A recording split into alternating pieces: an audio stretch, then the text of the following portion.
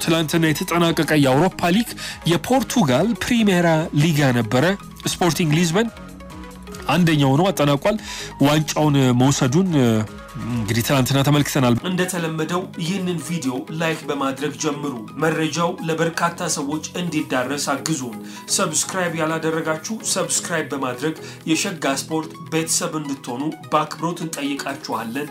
በቀጥታ ወደ ጉዳዩ በ82 ነጥብ ነው ሻምፒዮን መሆን የቻለው ስፖርቲንግ ሊዝበን በታሪኩ 21ኛ የፖርቱጋል ፕሪሜራ ሊጋ ዋንጫቸው ነው ሆኖ የተመዘገበላቸው። ባለፉት ሁለት የውድድር ዓመታት በተከታታይ የሊግ ዋንጫ አሸናፊ ሆነዋል። ከፍተኛ ጎል አስቆጣሪ ሆኖ ቪክቶር ዮኬሬሽ ማጠናቀቅ ችሏል። 39 ጎሎችን ነው ይሄ ተጫዋች ማስቆጠር የቻለው። በክረምቱ በብዙ ክለቦች አይን ውስጥ ገብቷል። በተለይ ደግሞ አርሰናልና ማንቸስተር ዩናይትድ ይጫረቱበታል ተብሎ የሚጠበቀው ተጫዋች 39 ጎሎችን አስቆጥሯል። ስፖርቲንግ ሊዝበን ባለፉት ሁለት የውድድር ዓመታት በ99 ጨዋታዎች ላይ 96 ጎልና 25 ደግሞ ለጎል የሚሆኑ ኳሶችን አመቻችቶ አቀብሏል። ቁጥሩ በጣም አስደንጋጭ ነው።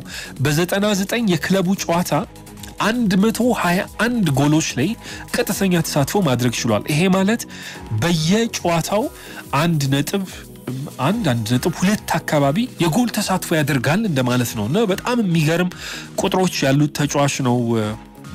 ዮኬሬሽ በክረምቱ አርሰናልም ማንቸስተር ዩናይትድም ይፈልጉታል የሚባለው ተጫዋች የፕሪሜራ ሊጋው ከፍተኛ ጎል አስቆጣሪ ሆኖ በተከታታይ ሁለት የውድድር ዓመታት አጠናቋል። እንግዲህ የምንመለከተው ይሆናል በክረምቱ የትኛውን ክለብ ይቀላቀላል የሚለውን።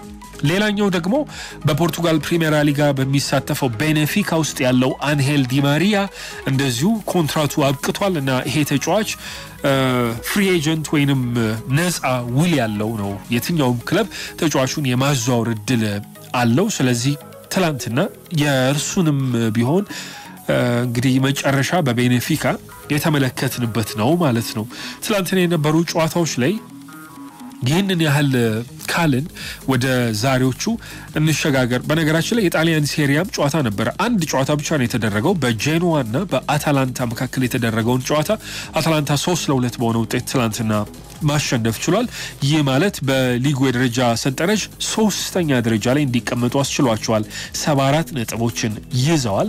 ናፖሊና ኢንተር ለሻምፒዮንነት እየተፈካከሩበት የሚገኘው የጣሊያን ሴሪያ 2 መርሃ ግብሮች ብቻ ነው የሚቀሩት።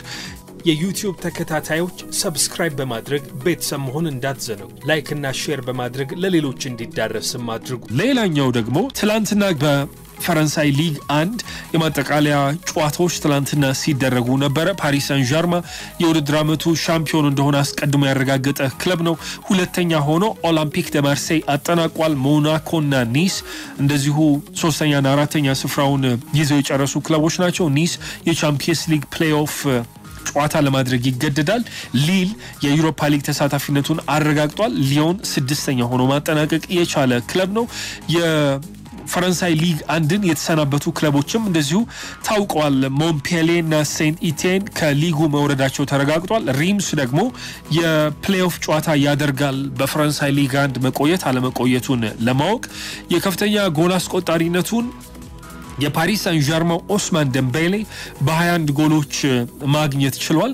በነገራችን ላይ የቀድሞ የማንቸስተር ዩናይትድ ተጫዋች አሁን በኦሎምፒክ ደ ማርሴይ እየተጫወተ የሚገኘው ሜሰን ግሪንውድም 21 ጎል ነበር ማስቆጠር የቻለው። እኩል 21 ጎል ላይ ደርሰዋል።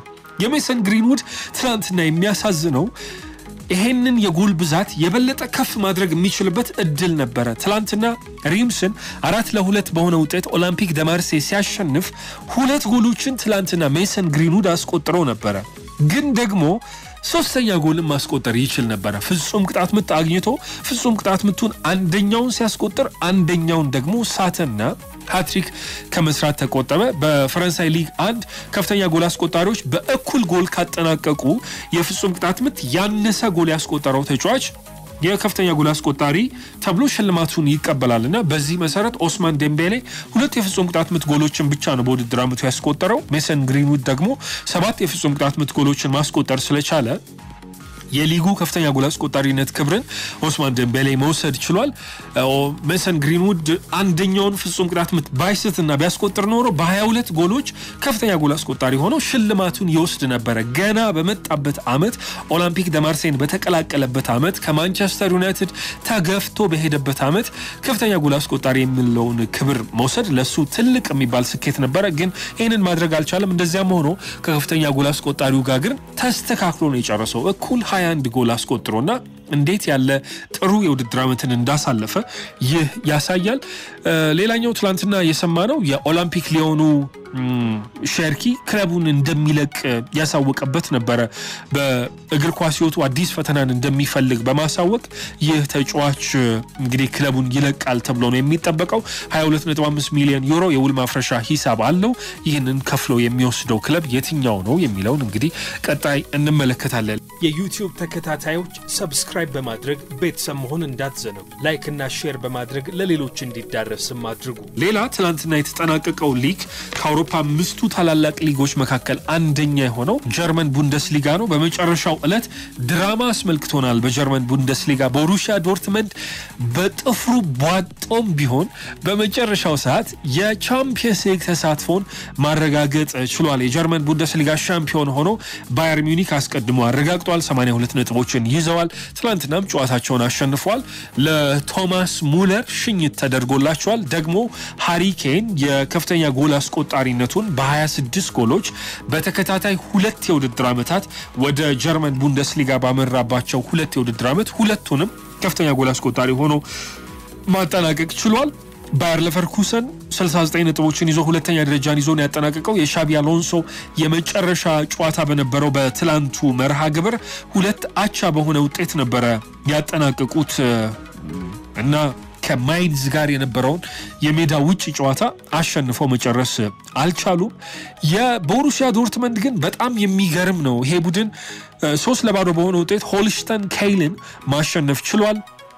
በውድድር ዓመቱ የቻምፒየንስ ሊግ ተሳትፎን አያገኙም ተብለው ነበረ ሲሰጋላቸው የነበረው።